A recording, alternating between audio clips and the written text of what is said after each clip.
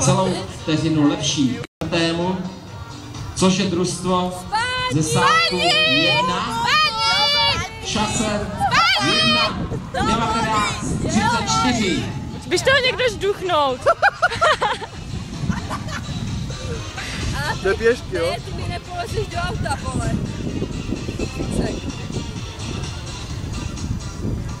Hej, Martin, jestli spadneš, tak tě neberu do auta, vole. Doufám, že nebudete potřebovat pomoc zdravotní. Tu má Martin! Nicméně přecházíme vlastně ke stupním vítězů. Žduchni ho! Vítězů, tak samozřejmě každý myslí místo Žduchni ho třetí, do vody! Místo krásné, ale místo takhle trošku smutné. Na místě třetím je družstvo z Komárova 2.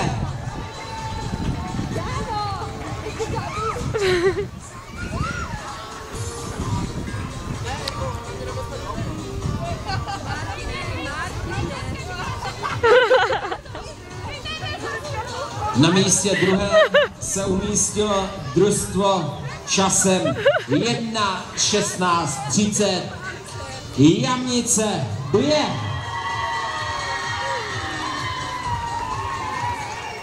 Kdybych chtěl hodit držku, že?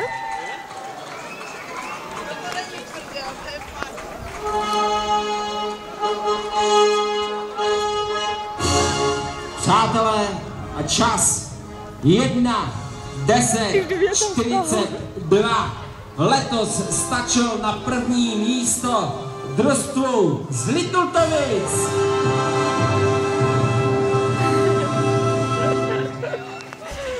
Výborně!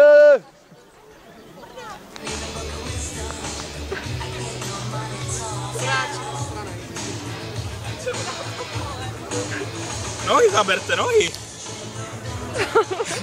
Takže tahle ta papára poháry odměna patří vítěznému družstvu